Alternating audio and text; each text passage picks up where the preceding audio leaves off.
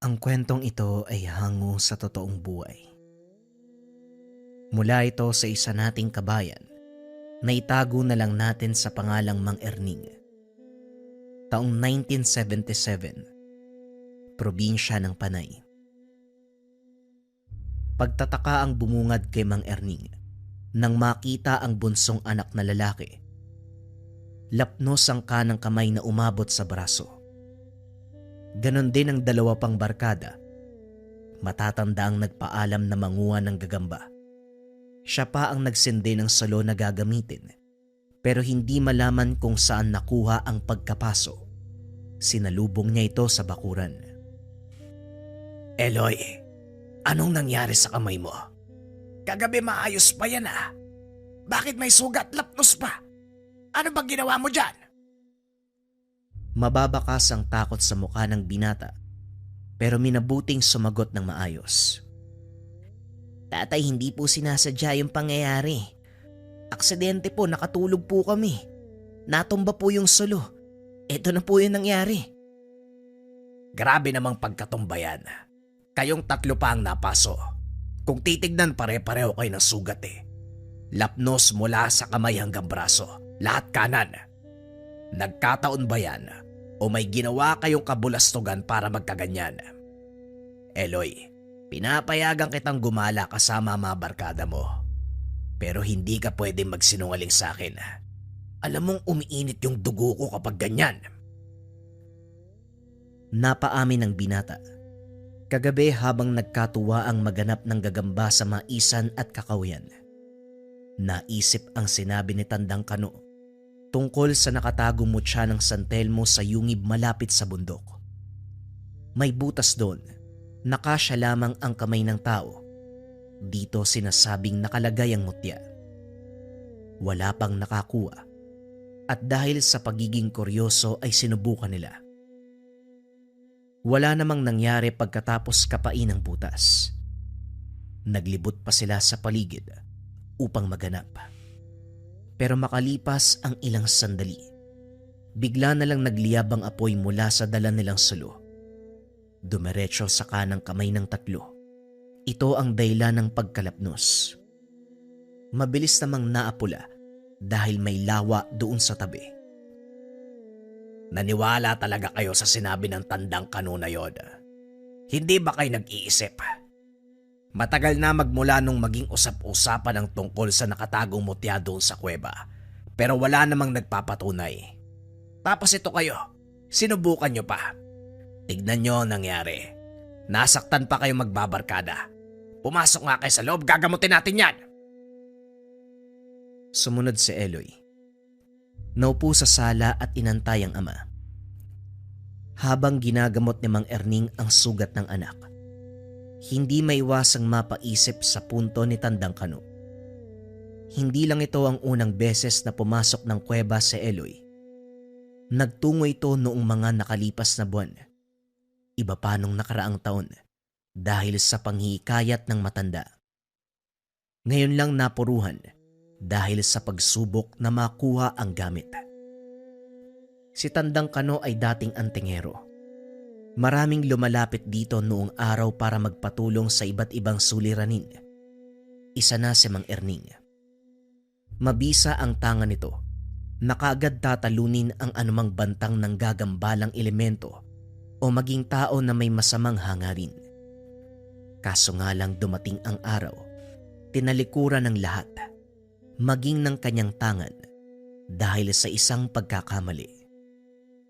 Walang nakakaalam kung ano ang rason ng matanda noong kinampihan ang lahi ng aswang na naghasik sa lugar maraming taon na ang nakalipas. Magmula noon ay nagbago ang matanda. Paminsan ay sinusumpong, nawawala sa tamang katinuan. Mabuti at nakauwi pa kayo pagkatapos magtamo ng paso. Tatlo ang kasalanan mo sa akin ngayon. Una, hindi ka umuwi kagabi. Pangalawa, sinubukan mo magsinungaling. Pangatlo, ang paglalagay ng sarili mo sa peligro. Paano kung mas malala ang nangyari sa'yo? Pasensya na po talaga, tay. Masyado po ako naging kuryoso eh. Paano ba kasi itong si Tandang Kano, paulit-ulit akong sinasabihan tungkol sa mutya doon sa kuweba. Ang sabi pa niya, kung makukuha ko, magtataglay ako ng kasaganahan sa buhay at pambihirang kakayahan. Sino ba namang hindi maiingganyo kung makakarinig ka ng ganun? Kaso nga lang nung tinignan namin, wala namang mutya o kahit ano eh. Natahimik si Mang Erning. Mas lalong napaisip kung bakit ito ginawa ni Tandang Kano. Kung silang dalawa ang magkakarap, nagkokontrahan sila sa lihim na karunungan. Pupuntahan ko si Tandang Kano mamaya. Kukumprontahin ko tungkol dito. Hindi na maganda yung ginagawa niya. Nilalaro ng matandang yun yung buhay mo. Tay, baka mag-away lang kayo. Kung ikaw ang haharap sa matandang yun, palagi na lang siyang nagagalit. May problema po ba kayong dalawa? Sa tanong ng anak, muling napaisip si Mang Erning sa nakaraan. Maayos ang relasyon nila nung araw. Naging katuwang ng matanda sa gawain kung minsan. Sa katunayan, ito ang nagturo sa kanya ng pamamaraan ng pakikipaglaban sa nilalang. Sa madaling salita, naging mag-aaral siya. Kaso nga lang kagad ding natigilan dahil iba na ang ugali ng matanda. Nagbago din ang landas na tinatahak. Kalaunan, nabalita ng pagtalikod nito sa lihim na karunungan at pagpapagamit sa mga aswang. Tay, nagtatanong po ako, bakit bigla po kayong tumahimik? Magpahinga ka na lang dyan. Huwag masyadong galawin ang braso para hindi na lumala. Maiwan muna kita, may lalakarin lang ako. Nagtungo si Mang Erning sa tahanan ni Tandang Kano. Masama ang titig sa kanya nang makita. Ilang beses ko bang sasabihin sa'yo na hindi ka tanggap sa aking balwarte? Tigas ng ulo mo ah. Huwag mo nang antayin na may gawin pa akong masama bago ka tumigil sa pagpunta dito. Wala pa akong sinasabi, pero galit na galit ka na. Bakit ba ang init ng dugo mo sa akin? Noon halos protektahan mo ako sa lahat ng laban sa lahat ng banta.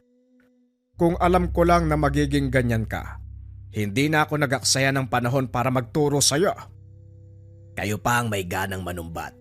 Pagkatapos yung talikuran ng lihim na karunungan, kumampi kayo sa dilim. Yung sinumpa niyong tungkulin, tinalikuran niyo. Kaya hindi mo ako masisisi kung hihiwalay ako sa inyo. Tignan mo nga naman, matabi lang dila mo. Kung pwede ko lang sanang ibalik ang oras, hindi kita tutulungan ng gabing yon. Malaki na ang anak mong si Eloy. Natatandaan ko pa kung paano ko makiusap na matulungan ang panganak ng asawa mo. Buwis-buway akong sumaklolo pero ito ang igaganti mo.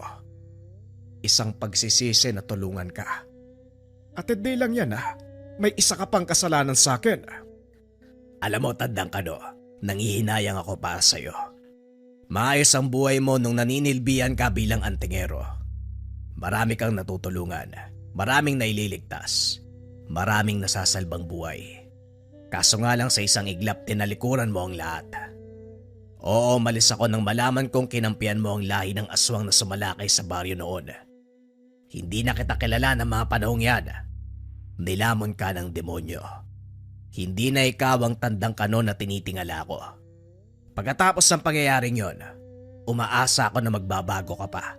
Pero hindi, mas lalo kang lumalala. Dahil yun sa'yo, Erning.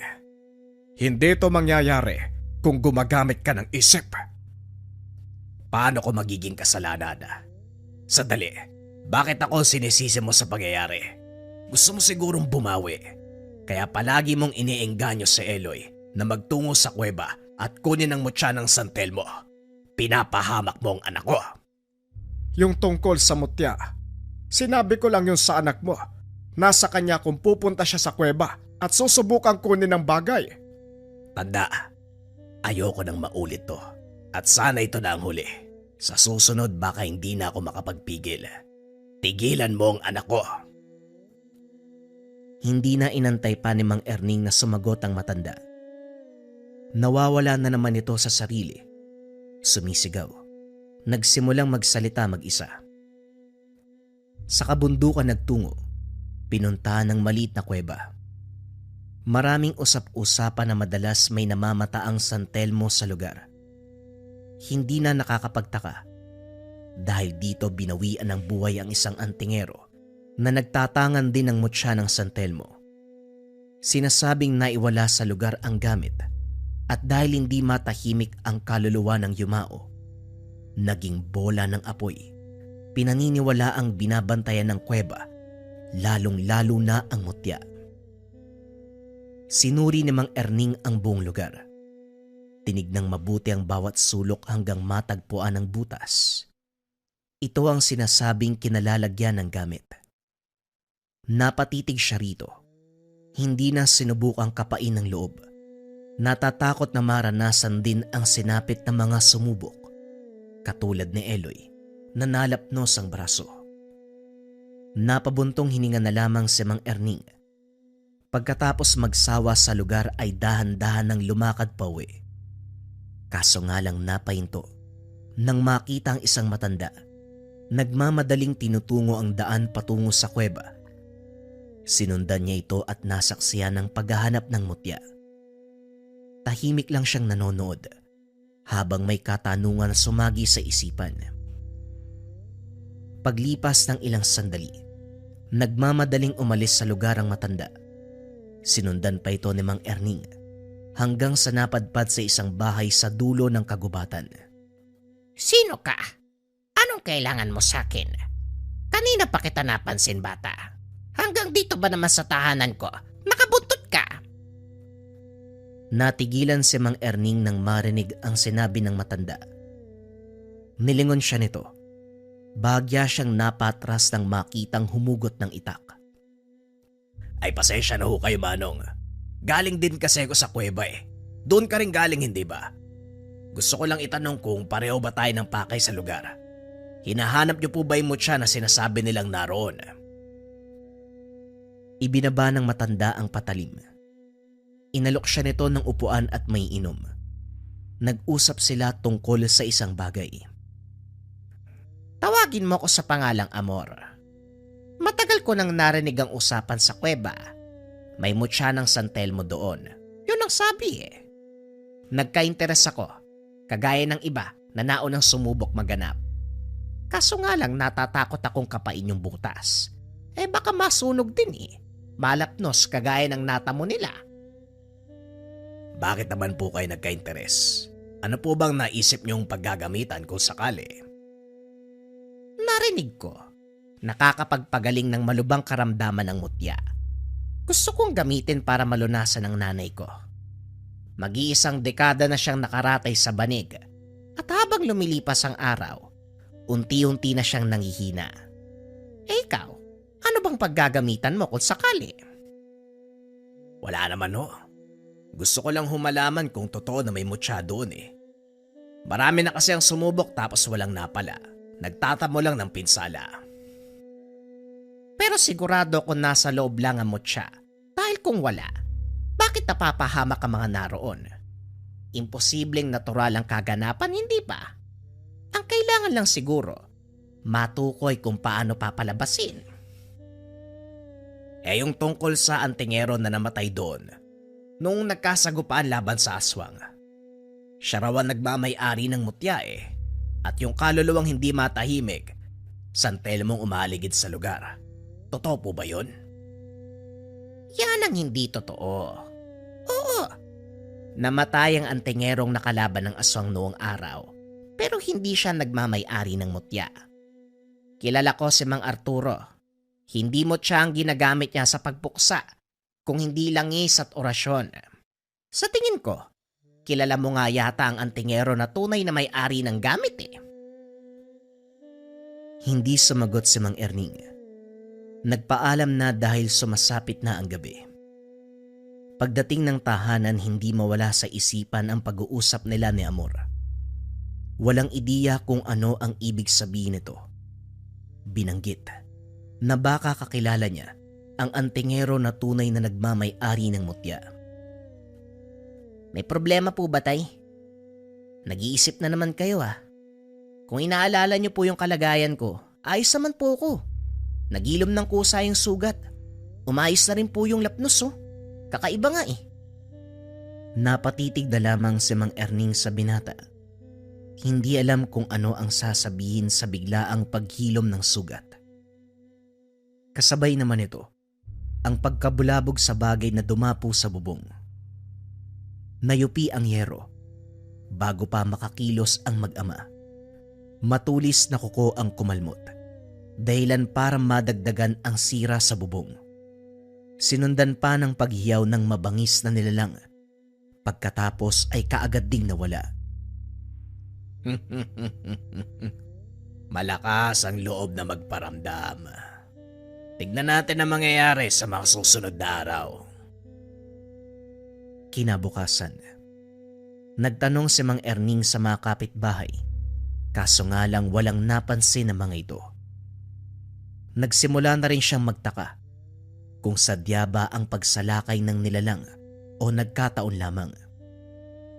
Nang mapadaan sa tahanan ni Tandang Kano, muli silang nagkasagutan. Balita ko, Erning. Sinugod ka ng nilalang sa inyo. Mabuti hindi ka napuruhan. Nga pala, bakit hindi ka nakalaban? Akala ko ba marami kang natutunan sa akin nung araw? Paanong makakalaban? Duwag yung dumating. Sinira lang yung bubong namin. Lumipad kagad palayo. Kung nagkataong nagkaharap kami, pugot na ang ulo nun. Masyadong malaki ang tiwala mo sa iyong sarili. Kagaya ng mga tao, lumalawak din ang kanilang kaalaman. Baka mamaya, hindi umubra ang mga pangontra mo sa kanila. Yan ka na naman, Tandang Kano. Kinokontra mo ang mga tangan. Kinokontra mo ang lihim na karunungan. Kung makapagsalita ka, parang hindi ka naniniwala sa mga gamit na ito noon. Ito ang iyong naging sandalan, pero ngayon pilit mong kinakalimutan. Mataas ang respeto ko sa iyo sa ganitong larangan, pero ngayon binabastos mo na lang. Hindi ko rin kayo maintindihan. Paminsan hinihikayat mo yung mga tao na tangkilikin ng mga mutya, lalong-lalo na ang lihim na karunungan. Tinuturo mo pa sana ko kung anong dapat gawin. Tapos ngayon naman, binabastos mo, sinisiraan. Yan siguro ang epekto kung hindi ka sigurado sa mga pagpapasya mo sa buhay. May kalahati ng pagkatao mo na naniniwala sa lihim na karunungan at yung kalahati naman pilit kinakalimutan. Kaya ka parang nababaliw eh. Hindi mo alam kung anong papanigan mo. Nakakaawa ka, Tandang Kano. Matapos magsalita ni Mang Erning, napatitig ng masama sa kanya si Tandang Kano. Ikaw ang may kasalanan ng lahat ng ito, Erning. Nagkaganito ko ng dahil sa iyo. Hindi ko maintindihan ang takbo ng aking isipan sa ngayon. Kasalanan mo tong hayop ka! Hindi kita maintindihan. Paano ko naging kasalanan? Hindi ko ginusto na mangyari sa iyo ang bagay na yan. Tandang Kano, ikaw ang dahilan kung bakit ka nagkaganyan. Kung sana nilabanan mo ang temptasyon, hindi ka magkakaganito. Hindi. Kasalanan mo pa rin dahil makasarili ka. Matapos kitang turuan ng mga bagay-bagay tungkol sa lihim na karunungan, hindi mo man lang ako nagawang tulungan. Sa mga sandaling yon, kailangan ko ng tulong.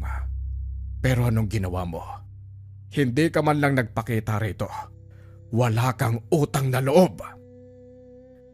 Natigilan si Mang Erning sa panunumbat ng matanda. Patuloy niyang pinakinggan ang sinasabi nito. Aminado ako. Nailamon ng puwersa na mga kalaban pero sa likod ng aking isipan, maililigtas mo pa ako eh. Pero ano? Inantay kitang magpakita. Walang Erning na dumating. Hanggang sa nawala ako sa katinoan.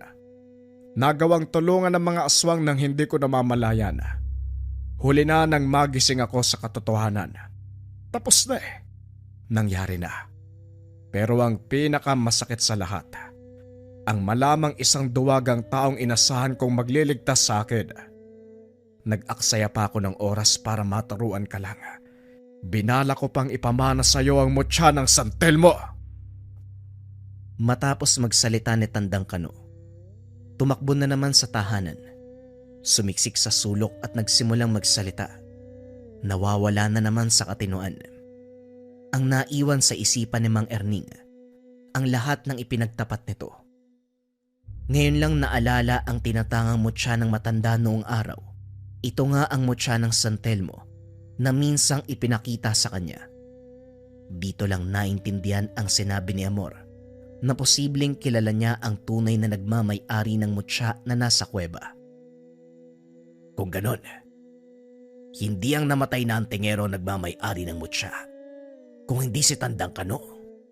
Atay, alis lang po sana ako.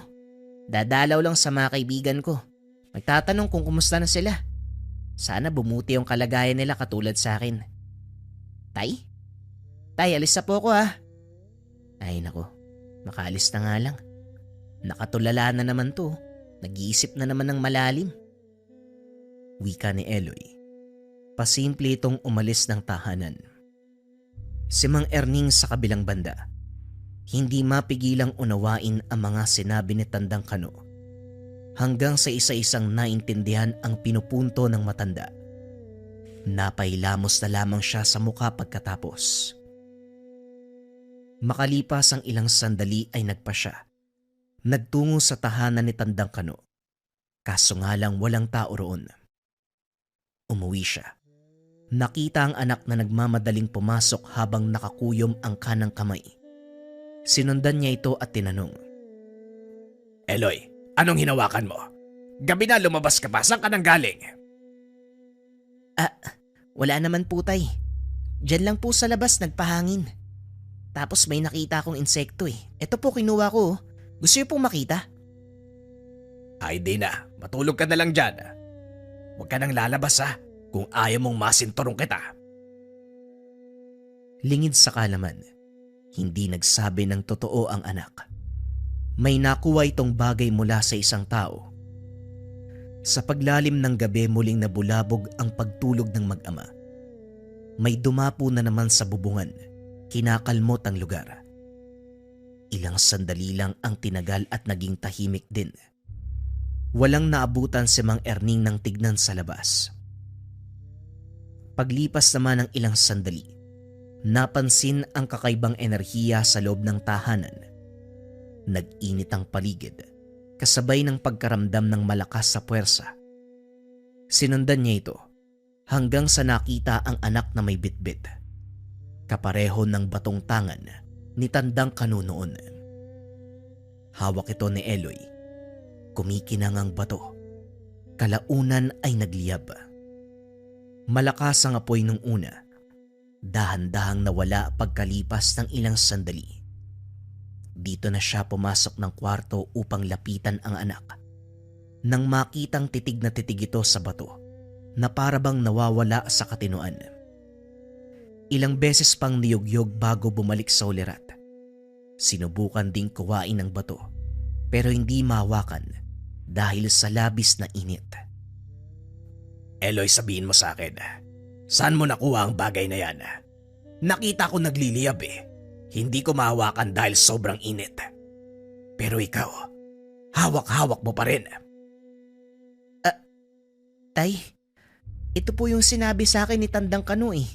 Yung mutya sa kuweba. Pupunta dapat ako sa tahanan ng mga kaibigan ko para kumustahin sila. Pero nakasalubong ko po yung matanda. Dinala ako sa kuweba tapos pinakuha yung bagay na to. Ang sabi pa niya, gamitin ko daw po kapag kailangan eh. Anong sinasabi mo?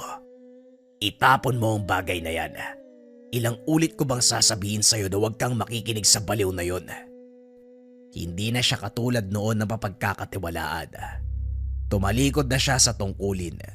Nilamon ng sariling kasamaan. Itapon mo yan. Baka mapahama ka pa. Sumunod si Eloy. Subalit hindi magawang itapon ng gamit. May pumipigil sa binata para gawin ito. Tumulong na rin si Mang Erning, pero napapaso lamang siya sa tuwing hahawakan ng bato. Mas lalong hindi makapaniwala si Mang Erning nang makita niya kung paano ito gamitin ng anak. Muling nagparamdam ang nilalang sa lugar. Sa pagkakataong ito si Eloy ang humarap. Inantay na dumapo sa kanilang bubungan. Dito na kumuha ng patulis na kahoy si Eloy. Buong puwersang ibinato doon sa nilalang.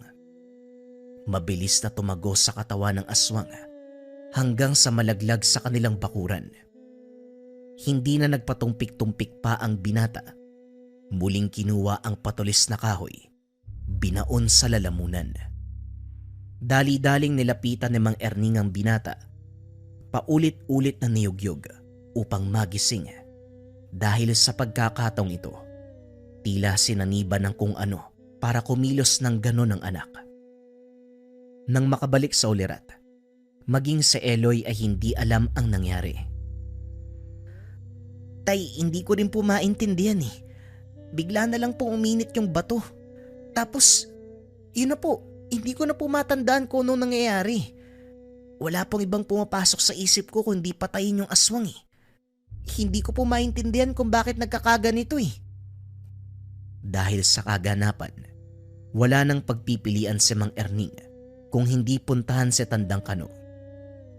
Naabutan niya ang matanda na nakatayo sa pintuan na para bang inaantay ang pagdating ng kung sino. Tandang Kano, hindi ko nagustuhan ang ginawa mo kay Eloy. Kunin mo ang bato, hindi niya kailangan ng bagay na yon. Erneng, labas ka na rito. Ipinagkaloob ko sa anak mo ang tangan. Maging ang mutya siyang napili. Ano bang inaarte mo?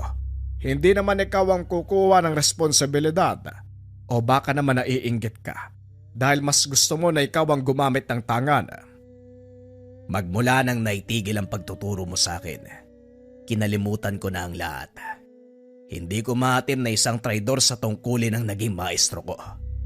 Tigilan mo ang anak ko kung ayaw mong magkaproblema tayo. Kahit bantaan mo pa ako ng bantaan, hindi mo na mababago ang kapalaran ni Eloy. Nararamdaman ko ang inggit sa'yo. Erneng, wag mong ipagkaila. Minsan mo na ring hinangad na magkaroon nito, hindi ba? Kaso lang, isa kang duwag. Ako na nangangailangan ng tulong sa panahong iyon, hindi mo man lang naisip na tulungan. Hindi nakakapagtaka kung bakit ayaw sa'yo ng mutya. Kung taglay mo lang ang kabutihan ng puso kagaya ng nararamdaman ng tangan sa anak mo, siguradong ikaw ang susunod na gagamit nito, kaso hindi. Kinalimutan mo pa ang lahat ng tinuro ko pagkatapos malaman ang nangyari sa akin. Malayong malayo ang puso mo sa ganitong larangan. Huwag mong kontrain si Eloy. Tinanggap niya ang kapalaran niya. At huwag kang umakto na ikaw ang banal. Ikaw ang duwag. Ikaw ang tumalikod. Ang dami mong sinasabi, Tanda. Kasalanan mo nangyari sa'yo. Wala akong kinalaman doon. Si Eloy, huwag mo siyang idadamay dito. Dahil ayaw kong sapitin niya ang nangyari sa'yo. Huwag kang mag-alala. Hindi matutulad sa akin si Eloy dahil matibay ang paniniwala niya. Hindi katulad mong duwag at makasarili. Sasagot pa sana si Mang Erning. Kaso nga lang muling sinumpong ng kabaliwan ng matanda. Nagwawala. Kagad na siyang umalis sa lugar. Pagdating ng tahanan, naabutan niya si Amor na kausap si Eloy. Kaso nga lang ang mahinahon na pag-uusap, nauwi sa sakitan. Sinuntok ni Amor ang binata sabay pasok ng tahanan. Dali-dali namang sumaklolo si Mang Erning para pumigil. Nang magkarap, dito nalaman ng pakay. Pasensya na pare. Anak mo ang nakakuha ng mutya doon sa kuweba. Kinausap ko ng maayos, pero nagmamatigas. Ibigay mo lang sa akin ang mutya para hindi na lumala ang sitwasyon. Ang sabi ni Tandang Kano sa akin, ako ang mangangalaga ng mutya, kaya wala kang karapatan na kunin to. Sino ka ba? Bakit ganito ang pagnanais mo sa gamit? Isang beses lang kitang bibigyan ng babala, Amor. Sinaktan mo ang anak ko at pumasok ka sa aking tahanan. Umalis ka dito bago pa magdilim ang paningin ko. Alam mo kung anong sadya ko sa mutya, Erning. Hindi ako makakapayag na uuwing walang dala. Magkakamatayan tayo dito.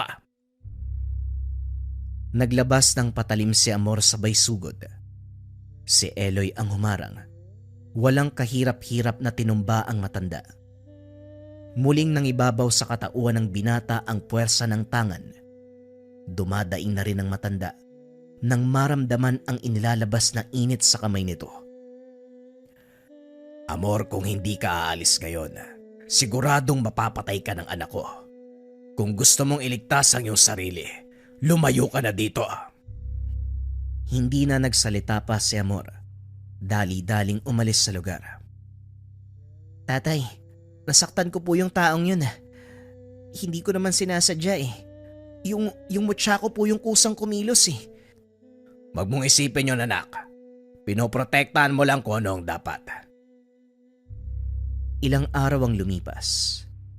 Patuloy na inisip ni Mang Erning ang lahat ng kaganapan. Ngayon pa lang din napagtanto ang pagkakamali. Nalinlang ito ng mga aswang nang gamitan ng orasyon kaya nagbago ang lahat. Natakot siyang madamay kung kaya't hindi nagpakita sa tahanan nito. Lingid sa kalaman, nag-aantay ang matanda sa kanyang tulong. Naintindihan na rin kung bakit gano'n na lang ang galit sa kanya. Kinabukasan pinunta ni Mang Erning ang tahanan ng matanda kaso lang wala na ito roon. Ang sinabi ng nakakita ay maagang umalis. Wala ring nakakaalam kung saan nagpunta. Inantay buong maghapon pero hindi dumating. Paglipas ng mga araw, hindi na nakita pa si Tandang Kano. May nakapagsabing namataan sa ibang bayan. Meron ding nagsabing tuluyan ng nabaliw. Hindi na nakakakilala ng tao. Sinubukan ni Mang Erning na hanapin pero hindi na naabutang buhay. Sa kabilang banda, unti-unting nahubog ang kakayahan ni Eloy sa pagiging manunugis. Ito ang humarap sa aswang na paminsan-minsang nanggugulo sa kanila. Wala pang malinaw na rason kung bakit sila ang punterya, pero iisa lang ang nasa isip ni Mang Erning. Lahat ng ito gustong kunin ang tangan ng kanyang anak. At bilang pagtatama sa nagawang pagkakamali nung araw, ang hindi pagtulong kay Tandang Kano, pinagtuunan niya ng pansin si Eloy. Ginabayan sa hawak na mutya. Sinuportahan sa kanyang bagong misyon. Ito lamang ang kagustuhan ng kanyang maestro. Mapangalagaan ng mutya. Magamit sa tama ang mutya ng San Telmo. Bagong istorya pa rin ang kasunod mga kabayan. Ito ay tungkol sa aswang na nangyayanggaw ng hayop. Simulan na ang kwento. Ang kwentong ito ay hango sa totoong buhay. Mula ito sa isa nating kabayan na itago na lang natin sa pangalang Selmo. Taong 1981, probinsya ng Maguindanao. Wala nang nagawa si Selmo nang mabalitaan ang nangyari sa kasamahan sa trabaho. Natagpo ang nakahandusay sa gitna ng plantasyon. Ang sabi ng karamihan, inaswang dahil may narinig na ingay mula sa nilalang bago mangyari ang insidente. Sinabihan ko na siya na wag nang lumabas kaso hindi nakinig eh. Lasing! Kung alam ko na ganito ang kahihinatnan, sana pala sinamahan kong magwala sa labas. Bakit ba kasi hindi ko narinig yung sigaw niyan? Nung sinalakay siya wala eh. Malapit lang sa kubo pero wala talagang ingay. Imposible naman na hindi yan sumigaw habang inaatake. Wika ni Mang Juan, ang matandang kasama sa trabaho na malagi sa kubo ng taniman, maging ito ay nagtataka sa mga kaganapan.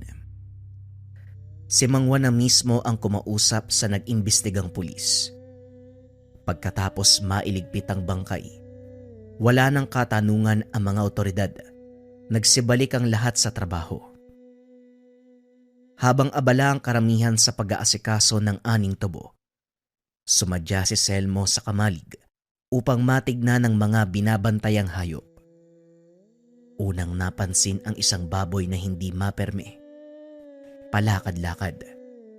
Binabangga ang ulo sa pader. Tumigil din ang sitay niya. Sinuri ang buong paligid. Wala namang kainahinala. Ito ang naisip na gawin dahil nitong nakaraang araw napansin ang pag-aaligid ng isang matanda sa lugar. Naninigurado lang, kapag may nangyaring masama sa mga alaga, siya na nagbabantay ang mananagot. Pagkatapos mapakain ng lahat, binalikan ng pansin ang baboy kanina. Binabangga pa rin ang ulo sa pader pero hindi na gaanong kalakasan. Uy, Dikdik, ano bang nangyayari sa'yo? May problema ba? May masakit ba? Ang lakas mo pa kahapon tapos ngayon nagwawala ka ng gusto. Wika ni Selmo. Tinawag niya na si Mang Juan. Kagabi pa yan sa Elmo Hindi ko nga alam kung anong iniinda ng baboy na yan. Sinuri ko na pero wala namang diferensya sa katawan. Pinalam ko na kay bossing ang tungkol dito. Maghihintay pa tayo ng araw ng pagbabalik. Semana Santa, kaya doon muna mamamalagi sa probinsya ng asawa niya. Huwag mo masyadong isipin. Ganito talaga kapag may alaga. Darating ang punto na magkakasakit yan. Tumango na lamang si Selmo. Sumama sa matanda para tumulong sa paghahakot ng mga aning tubo. Habang nagtatrabaho, napansin niya ang nagwawalang aso sa dulo. Nagsitakbuhan na mga kasamahan upang maiwasang makagat. Tahol ng tahol. Naglalaway at sa bawat taong makita ay hinahabol. Sa puntong ito ay biglang nahinto ang lahat ng gawain sa taniman. Oy Berto, wag mo nang patuin. Hayaan mo na, baka lalo magwala yan Madedehado ka pa. Kayo dyan, tumakbo na kayo. Magsialisa na kayo.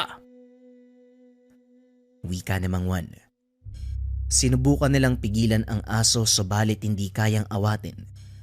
Nagwawala ng husto. Inararo ang mga pananim sa kabilang sakahan. Maging ang mga aning tubo ay nagulo din. Lahat ng mga trabahador ay nagtungo ng kubo. Hindi maaabot ng mabangis na aso dahil mataas ang bakod. Dumarami ang nagwawalang hayop ngayon Nung isang linggo may nakita ako dun sa kabilang sityo. Nung isang araw meron din tapos ngayon naman. Nagkakatotoo yata yung sa kasulatan Yung tagpo na pumapasok sa mga baboy yung espiritu ng demonyo. Ganun yata nangyayari sa mga hayop dito. Kung sa bagay, sino ba naman na nakakaalam sa mga kaganapan ng mundo? Walang makakahula sa mga mangyayari kaya posible ang sinabi mo. Pedro, isa pa. Kasagsagan ng Semana Santa, patay ang ating Diyos. Kinakabahan ako. May pinapabantayan ding mga hayop ang mga amo natin. Paano kaya kapag nagwala din ng ganyan yung mga baboy? Maging si Selmo na nakikinig ay kinilabutan ng wala sa oras. Ang ibang trabahador, nagpaalam na uuwi na lamang kaysa makipagsapalaran sa aso na naroon pa rin sa taniman. Pinayagan na ni Mang Juan dahil maging ito ay hindi na nais pang bumalik doon. Mas pipiliing pagalitan ng amo kaysa ibuwis ang buhay sa nagwawalang hayop. Pagsapit ng hapon saka lang sila naglakas ng loob na sumuri. Patay na ang aso. Nakatihaya sa gitna ng tubuhan. Sila din ang naglibing dahil nasa lupang pinagtatrabahuhan. Selmo, mas malalim pa yata sa hukay ang iniisip mo Ano bang problema? Huwag ka na matakot, patay na yung aso, wala na magagawa yan. Wika ni Mang Juan nang mapansin ang pananahimik ni Selmo. Hindi naman po. Napapaisip lang ako kung bakit nagkaganito mga hayop. Parang wala yatang pinipili. Bigla na lang nagwawala yung mga hayop sa lugar. Hindi pa nga natin ay pagluluksa yung kasama nating namatay. May bago na namang problema. Sa sinabi niya, napaisip si Mang Juan. Sandali nga, buti nabanggit mo yung namayapa nating katrabaho. Nung isang araw, napansin ko wala sa sarili. Parang yun nangyari sa aso kanina. Sinunggaban pa nga ako Tignan mo, nadaplisan ng kutsilyo nung inambahan ako. Hindi ko masyadong inisip kasi matagal nang kakilala. Pagpasensya na lang, kako baka may pinagdadaanan din yung tao. Bumalik naman siya sa wisyo. Kahapon umaga pa lang naglalasing na. Tapos bago dumilim nagwawala uli Sinabihan ko wag lumabas pero hindi nagpapigil. Magdamag ako nagintay hanggang sa natagpuan na wala na palang buhay. Mang Juan, bakit hindi mo sinabi yan sa pulis kanina? Makakatulong yung mga impormasyon na yan para makita nila yung salarin. Selmo, hindi ko detalyadong sinabi ang lahat kasi pakiramdam ko may mali eh. Ilang taon na kami magkasama dito sa tubuhan ni Bigoy. Nauna pa nga siya kaysa sayo. Mabait ang batang yon. Naiyangang humindi sa mga utos kahit pagod na pagod. Ay nako, may mali ako nakita sa nangyari. Hindi ko lang mailagay sa salita. Hindi magawang kumontra ni Selmo sa matanda. Kilala niya ang pagkatao nito. Lahat ng kutob ay nagkakatotoo. Siya rin naman hindi matanggap na basta na lamang namatay ang dating kasama. Ang pinalabas ay inatake sa puso. Ngunit iba ang hinala niya. Nung nilapitan ang katawan kanina, may samyu ng nilalang. Hindi man ganon katindi, pero mararamdaman ng bakas. Alam kong iba ang hinuwa mo, Selmo. Kilala kita, bata. Antingero at albularyo ang pinagmulan mong angkan. Naniniwala ako na nananalaytay sa ugat mo ang galing sa pagkilatis kung ang bangkay ay pinatay ng ordinaryong tao o ng ibang nilalang. Tama ba ako? Gulat na napatingin si Selmo sa matanda. Hindi inasahan na maririnig ito sa kanya. Sa katunayan, tama si Mang Juan tungkol sa kanyang pinanggalingang angkan. Pero matagal nang pumanaw ang mga ninunong antingero at albularyo. Siya na lamang ang naiwan na piniling ilihim ang pagkatao kanino man. Hindi rin matandaan kung kailan ito aksidenteng nabanggit. Paano niyo po nalaman ang tungkol dito? Wala naman ako nasabi ah. Nung una hindi ako sigurado. Napansin ko na kamukha mong yumaong si Mang Kulas. Hindi ko pinuna kasi baka nagkataon lang at wala kang kinalaman sa matandang antingero. Nang tumagal nakita ko ang tangan mong medalyon eh. Ganyan ang tinanga ng matanda noon na pumuksa sa maraming aswang na dumarayo sa iba't ibang bahagi ng lugar. Hindi ako pwedeng magkamali. Hindi mo rin naman itatanggi, di ba? Tama ako.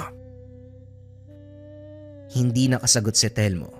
Si Mang Juan ay humarap sa mga kakarating lang na pulis upang magsagawa ng karagdagang katanungan tungkol sa pagkamatay ng kasamahan. Pagdating ng tahanan habang nagpapahinga sa bakuran, napansin ni Selmo ang takbuhan ng mga dumaraan. Dali-daling napatayo upang maiwasang mabangga ng mga kalalakian saan-saan sila tumatakbo. Nawakan niya ang isa, tinigil niya upang makausap. Ito naman kumakaila. Naku, andyan na yung asong baliw. Wika ng binata. Ito na mismo ang nagsara ng pintuan. Nakita ni Selmo ang asong duman. Walang pinagkaiba sa aso doon sa taniman. Wala sa sarili, basta na lamang humahabol. Dumediretso sa mga kabayan. Lahat ng mga tao ay nagtatago. Kuya, malaki naman yung katawan mo. Baka meron kang magawa para tulungan kami oh. Uwi pa kasi kami ng mga barkada ko sa kabilang bayan eh. Dumaan lang kami dito tapos may ganyang aso, baliw. Naisip na rin ito ni Selmo. Nag-aantay lang ng tamang tiyempo para mabilis ang paghuli. Dali-dali siyang kumuha ng patalim at sa sandaling lumabas. Dumirekta sa kinakatayuan ng aso at saka walang pagdadalawang isip na tinaga. Paulit-ulit hanggang sumandusay. Lumapit din ang isang kapitbahay. Hinampas ang ulo gamit ang dalang kahoy. Animal, saan ba galing yung asog to? Dumarami yung nababaliw na hayop ngayon ah. Ganito ba talaga kasama ang paligid? Kahit ang mga hayop, nawawala na sa wisyo. Wika ni Mang Tony. Sinuri ni Selmo ang katawan ng aso. Meron siyang kakaibang naaamoy. Sa katunayan, itim na enerhiya ang nararamdaman sa loob ng nilalang. Sige na Selmo, kami nang bahalang magligpit dito. Maraming salamat sa tulong mo. Tumango na lamang si Selmo. Hindi na bahala dahil habang sinusuri ang aso kanina, nagsagawa na rin ng maikling orasyon upang hindi na makapanghawa pa ang sumpa. Sinabihan na lang niya si Mang Tony na siguraduhing malalim ang hukay. Napabuntong hininga si Selmo. Napapaisip kung sa paanong paraan magkakaganon ang mga hayop. Sa pagkakalam niya, tanging tao lamang ang nahahawaan ng mga sumpa. Ngunit sa nangyayari, kumakapit din ito maging sa mga hayop. Posible kaya nilalahian nila yung mga hayop? Paano naman? Aswang na nagbabalat kayong hayop pwede pa. Pero yung yayang gawin ng hayop, parang ang hirap isipin eh. Patuloy na naguguluhan sa takbo ng pangyayari. Nagkipit balikat na lamang. Paglipas ng ilang oras, muling nabulabog ang pagpapahinga nang marinig ang sigawan mula sa labas. Pagdungaw ng bintana, isang malaking baboy ramo ang nagwawala sa mga kabayan. Naroon si Mang Tony at iba pang kalalakian na sinisikap pigilan ang nilalang. Pero sa laki at lakas, hindi magawang lapitan. Nangangamba para sa sariling kaligtasan. May ilang tumilapon pagkatapos banggain. May isa pang napayaw dahil sa lakas ng kagat. Kumilos si Selmo. Habang papalapit ay palihim na nagkakarga ng orasyon. Nakita niya kung paanong unti-unting bumagal ang kilos ng baboy ramo. Hindi nagtagal ay humandusay at nangisay. Dito na nagsilapitan ang mga kalalakian. Paulit-ulit na hinambalos ang hayop. Ano ba tong nangyayari sa lugar natin? Kung ano-ano na lang yung sumusugod, ay mamaya hindi na lang hayop yung sumalakay dito eh. Kahit ako natatakot na eh. Maliliit pa yung anak ko, paano kung mabiktima sila? Mamaya pasukin yung bahay namin eh. Tayo-tayo lang ang magkakasangga dito. Malayo ang kabilang sityo. Kung ano man ang kaganapan, magtulungan na lang tayo. Nakikiusap ako. Sana makisa ang lahat para sa kaligtasan natin. Maging mapagbatsyag sa lahat ng oras, lalong-lalo na tuwing gabi. Naging mahigpit ang lahat ng tao doon sa baryo. May mga kalalakihan din na patuloy na nag-iikot sa lugar. Patuloy naman na nag-iisip si Selmo. Hindi mapakali sa kaganapan. Sumapit na lang ang umaga, walang nakuwang sagot sa mga katanungan. Pagdating ng taniman, pinatawag siya ni Mang Juan para pag-usapan ang gagawin sa baboy. Nagwala ito kagabi. Naging mas mabangis. Maging ang ibang alagang hayop ay nadamay. Kinagat ng kinagat hanggang sa mamatay. Kung hindi ako nakarating kaagad, malamang ubos na ang lahat ng baboy natin. Walang matitira. Tumawag na ako kay Bossing. Walang maisagot, nangihinayang eh. Ito pa naman yung pinagkakakitaan niya. Yung nagwawalang hayop nasaan? Nalibing niyo po ba? Hindi pa nalilibing eh. Wala ako ibang kasama. Nagpaalam yung mga katrabaho natin na hindi muna papasok eh. Kaya hindi ko natapos yung paglilibing, nanakit yung katawan ko, kakahila.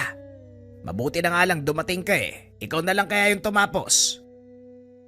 O sige, walang problema. Ako nang bahala sa lahat. Magpahinga po muna kayo. Ako nang bahala dito. Pagkalis ni Mang Juan, sinuri niya ang katawan ng baboy.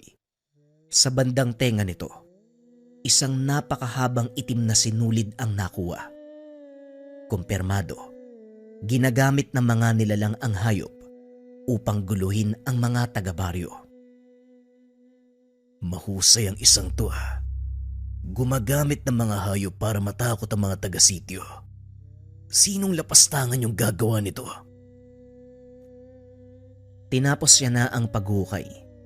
Isiniksik ang lahat ng patay na baboy at saka sinunog.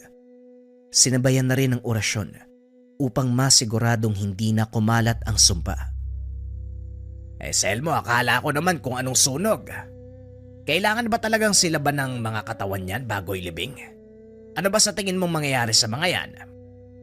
Hindi ko lang alam manong kung maniniwala ka sa akin.